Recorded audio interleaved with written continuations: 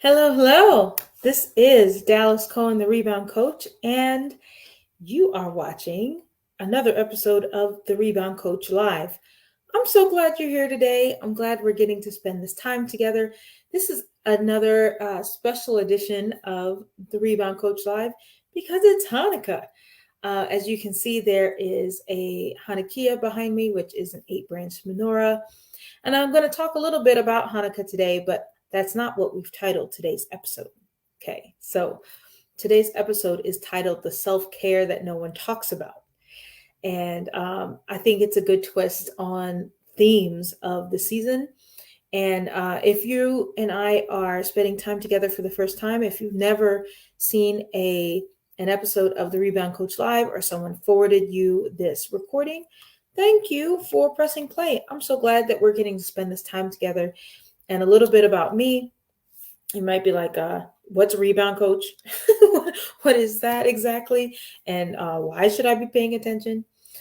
I am a life coach. I have the honor and privilege of serving high achieving women of faith who who've experienced betrayal, trauma, or abuse and want to reclaim territory in their relationship with themselves. And so we do that in a bunch of fun ways. But it started with my own journey as someone who is a high achieving woman of faith and who was married to a man for 10 years who wanted me dead. And I wish that was the punchline of something or a movie, but it actually happened. And unfortunately, he and his mistress were plotting my murder toward the end of that 10 years. And by a divine set of events, not only am I still here to spend this time with you, we're thriving, we're moving forward. God has been so good to us. My children and I are free from that. And God's been really, really good. And out of that whole situation, here it is. I'm in a different space than I normally am. If you watch these with me, you know this is the other place that I did these from. But I wrote a book. The book is called I Choose Life. Ooh, there it is. It's hard to see. It's called I Choose Life. Rewrite your love story and change your legacy. And I called it that out of the affirmations that I was using in my own healing journey. One of them was I choose life. And, you know, I could have allowed and I continue to disallow, if that makes sense, the identity that my former husband had in mind for me. And frankly, that I had agreed to for several years, to tell me who I was, what I was allowed to believe, what I was allowed to practice in my faith, what I was allowed to do as a woman, as a wife, all those things, how many days I had left on the planet, or I could choose life. And so this is my story, but not just the story of a marriage. It's the story of a person.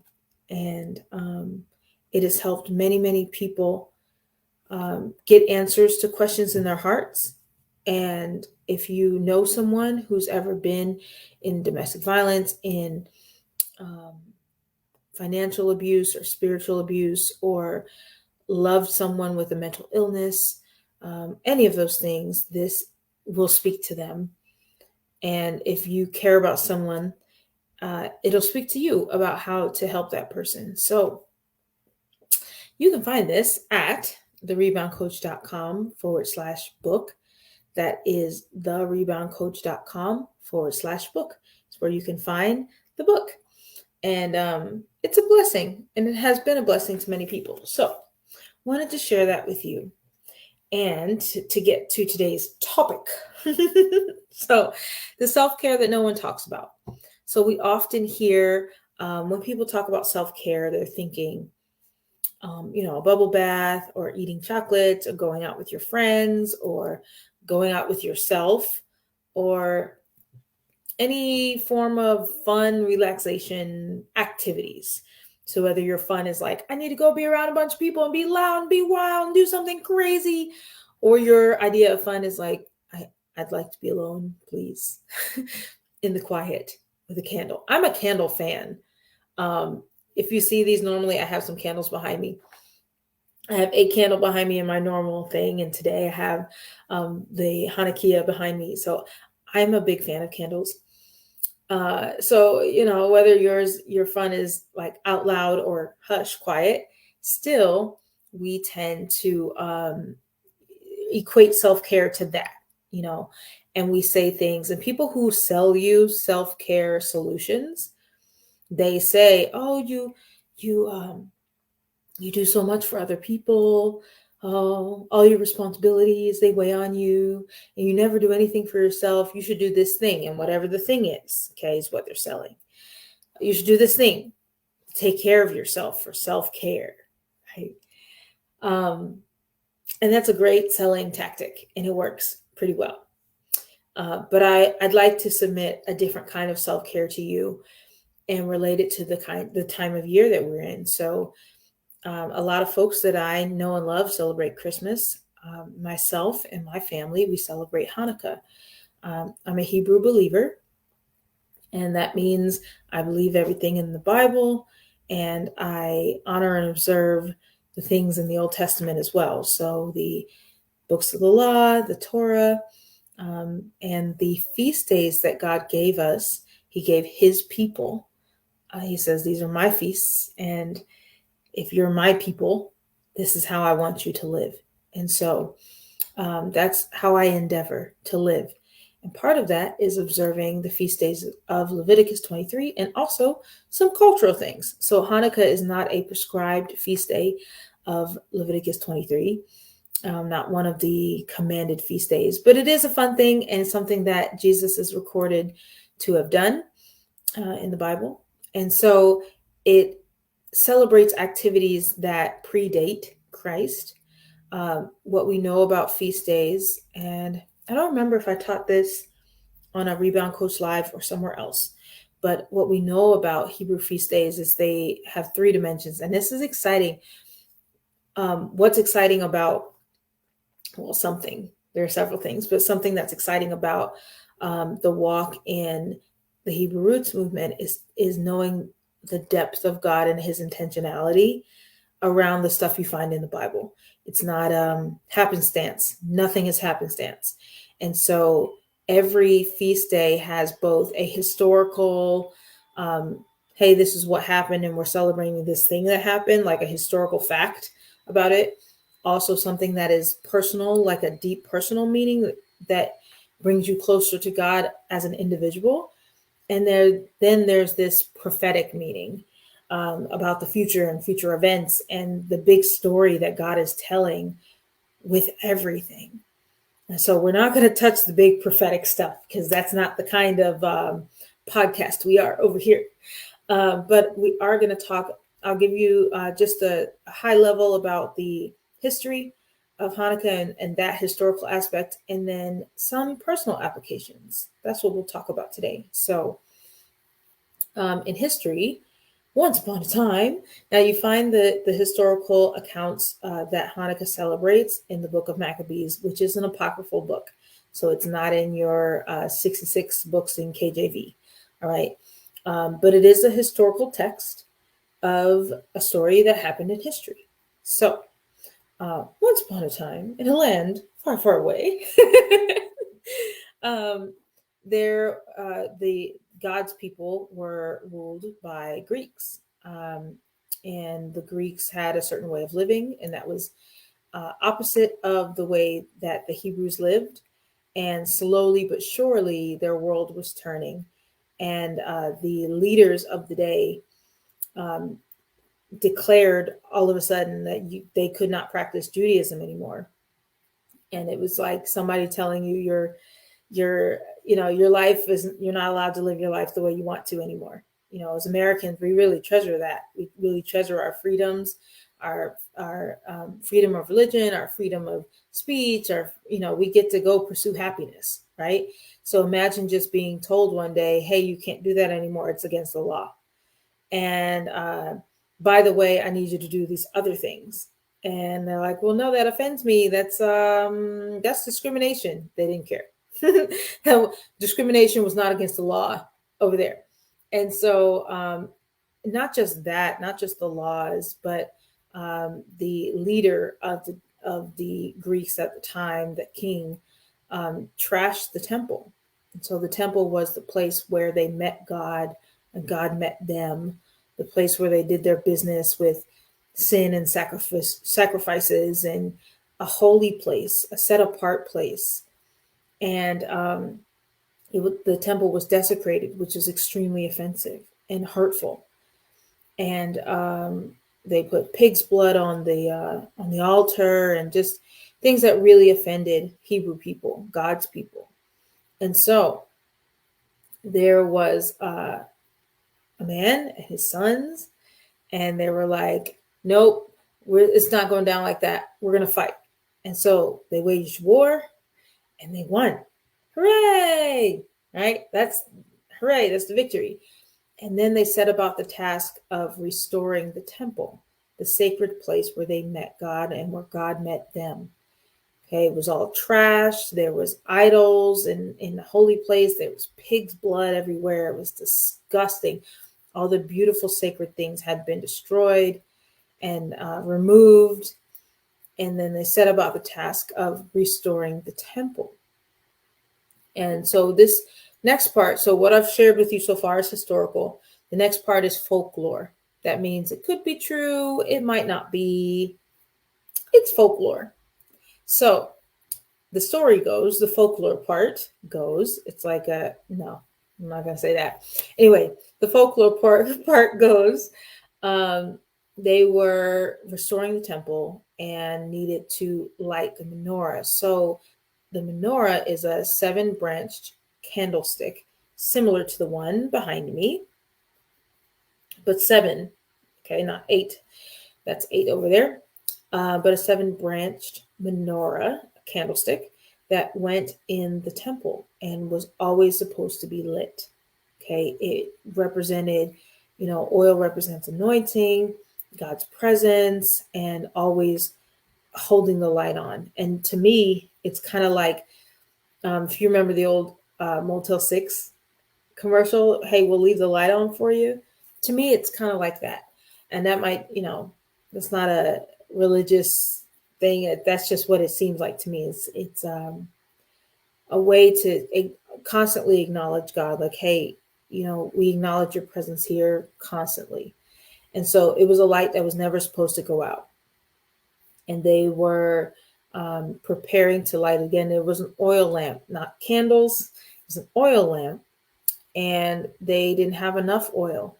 As a matter of fact, it was a special kind of oil. And if you can read in the Old Testament, you can read in Leviticus God's prescription for that temple, what kind of oil was supposed to be burned there, what all the furniture was supposed to be, how they were supposed to use it. God was very particular.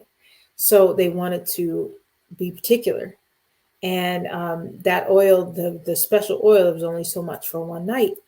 And instead of saying, well, we can't light it till we have it takes a week to make that oil, at least they did.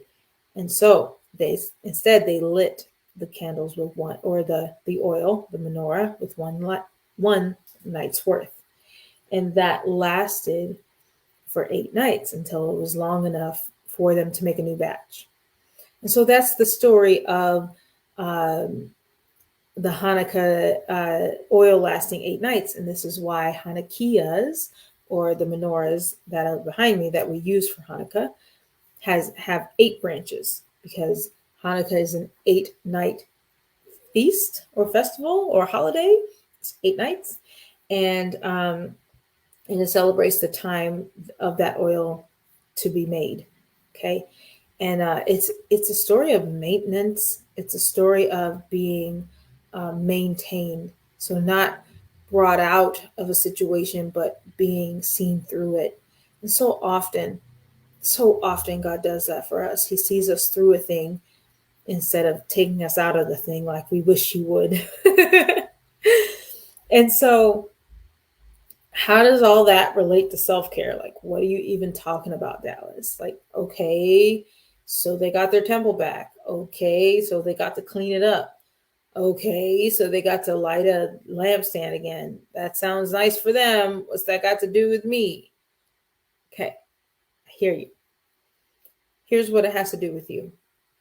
For those of us who ascribe to Judeo Christian beliefs or believe in the God of the Bible, um, we believe that we are temples. We are also temples. The temple is a dwelling place. And what dwells within us, but the presence of God Himself dwells within us if we are believers. Okay? So we have a temple. And if you think about your heart, and by that I mean the seat of your emotions, um, what's going on in your mind, how you're relating things. If you imagine that space as your temple, can you think about all that's in there? Are there holy things? Is it clean? Is it functional? Is it cluttered? Is it, cobwebs in places that haven't been visited in a long time? Has it been desecrated? Have unclean things taken up residence in your heart, in your mind? You know, I get to serve people who have experienced abuse. Have abusers left their mark there and moved on, or you moved on, but their mark is still there, the destruction is still there. It's still ransacked. The walls aren't up. The light has been put out. What's the state of your heart? What is the state of your temple? Your physical body is a temple. It's where your spirit lives. It lives in this flesh suit while we're here on this planet. What have you done with it? Is your temple clean? Not just on the outside, on the inside, your physical temple, your body. Has it been desecrated? Are there unclean things that live in it? It's a sobering thought. It's a sobering thought to think about your physical body, your heart, the seat of your emotions, your mind as a dwelling place, and what the heck is dwelling in there? And has it been desecrated? The beautiful thing is, once we are honest with ourselves, we can make a change. And that doesn't mean, in 2 seconds. I don't even think when they were restoring the temple that it took 2 seconds. There was a process. There was an 8-day process just to have oil enough to burn on a 7-branch menorah, right? It was a special oil, and it was a certain kind of way, and things had to be done a certain kind of way, and it couldn't be half done or halfway or kind of, sort of, or He knows my heart, all this stuff, right? So if self-care isn't bubble baths, what might it be? And I'm all for a good bath. I'm all for a good fun time. I'm all for activities that bring joy. So not saying don't do those things, but other things that we can do. So boundaries is a next step that people are more comfortable with, right? Boundaries as in, I'm not going to allow a certain kind of relationships anymore. I'm not going to allow people to speak to me in a certain kind of way. I talked with my children today. I told, hey, make sure you go tell so-and-so thank you and give them a hug and a kiss. And one of my daughters was like, I know this is a stupid reason, Mom, but, I don't want to kiss so-and-so because they're not my family. And I said, no, you don't have to kiss them. That's not a stupid reason at all. You have authority over your body. You have autonomy over your body. You don't have to kiss anybody you don't want to. You don't have to get kisses from or hugs from or touches from anybody you don't want to touch you, right? You have authority over your body. That's an example of a boundary. So we kind of like that in the trauma recovery space. We like to talk about boundaries and what we're not going to do anymore, what we're not going to let so-and-so do anymore, right? As long as it's with other people. But what about our own boundaries? What about giving ourselves boundaries with what we allow in our temples, right? We are guardians of our temple. I'm speaking just as much to myself as anybody, right? We are guardians of our temple, of our physical bodies, of our minds, of our eye gates, of our ear gates, of our hearts. What we read, what we listen to, what we eat, what we say,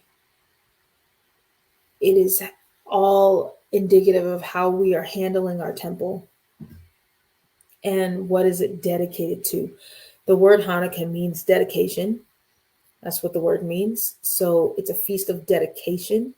In the historical sense, rededicating the physical temple to God. In the personal application sense, dedicating or rededicating your temple. And it's, I speak in the context of faith because that's where I come from. But you can apply this even if it's not a faith application. What do you choose to dedicate your time to, right? Are we dedicating our time to things that take us away from our goals and the life we say that we want, right? Or are we dedicating time to moving forward? And again, that doesn't mean like I don't ever get to relax now, Dallas. You're telling me I can't have fun? That's not what I'm saying. Not what I'm saying. Don't hear what I'm not saying. What I am saying is we can miss the forest for the trees, and we can easily become very distracted by the many, many things in our lives created to distract us, created to distract us, created to occupy our time, our minds, our fingers, our dollars, so we're not doing anything particularly powerful with them. These are things that desecrate the temple. And self-care, you think about when you care for a child. When you care for a child, part of caring for a child is helping, giving them their desires, giving them toys, fun things, play, right? Other parts of care for a child are giving them things that they need: food, shelter, clothing, affection, nice, kind words. They're old enough, they got to go to school, right? Another part of caring for a child is giving them what they don't want, but things that they need. No, you can't watch this scary movie late at night right before you go to bed. No, you can't have a third helping of ice cream. No, you can't do that with your hair, right? So part of care is boundaries and saying, nope, we're going to eat our vegetables. That is part of care, right? We're going to eat our vegetables and not French fries and nuggets every day. Okay. We're going to clean up our room and not live in a pigsty every day, right? Teaching responsibility, teaching life lessons, helping someone through hard situations. Those are part of care. So when it's time to care for ourselves, we can't only just do ice cream and play, right? Caring for ourselves includes responsibility, eating your vegetables, quite in a literal sense too, eating your vegetables. But caring for self is the hard part. It's not just the fun part. It's the hard part of change, the hard part of creating habits you didn't already have before, creating new habits that get you towards your goals, saying no to things that you like saying yes to because it's not in alignment with the future you want to become. And again, speaking to myself just as loud as I'm speaking to you, probably louder. So that's what I want to encourage you with today. To rededicate your temple, your mind, your heart, your spirit, your physical body. Rededicate your temple and not allow desecration to run rampant anymore. And so often we like to blame the rulers that be, the powers that be. We like to blame the parents and the teachers and the spouses and the ex-spouses and the boyfriends and whomever. We like to blame the others for what they did to us to desecrate us. But if you're an adult, we're beyond that now. We're beyond that now. It's an escape. When we blame the others, it's an escape from personal responsibility and from doing what you can do to make it change. And instead saying, this hurts because of them. They may have caused the initial trauma, but as adults, we are responsible to tend our temples. So I just want to encourage you to tend your temple today. If you are watching this on a recording, please put in the comments, what resonated with you and what you're going to do to rededicate your temple. Rededicating to God, yes. Also, rededicating your temple to your goals, your dreams, your visions, what God gave you to do. It won't happen by accident. It never does. It never does. It's not going to fall in your lap because you waited long enough. You have to go get it. Just like Judah Maccabee, who's the hero in the Hanukkah story. It wasn't going to change just because they really wanted it to, and it wasn't going to change because they waited for years and years. It only changed because they fought and won.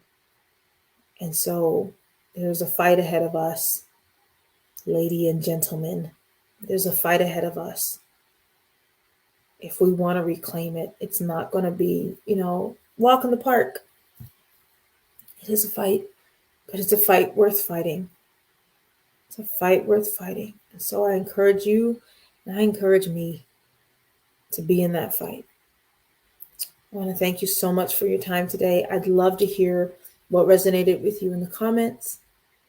To hear more about some fun things coming up in February and next year, and then April of next year, head on over to the reboundcoach.com. Cool things going on. Excited to share those things with you in the coming weeks. And I hope and I wish that all of you have a wonderful, wonderful holiday, however it is you celebrate. I pray that you have peace and joy and love surrounding you. And until next time, which is on the 28th and not quite the new year, but until next time, choose life.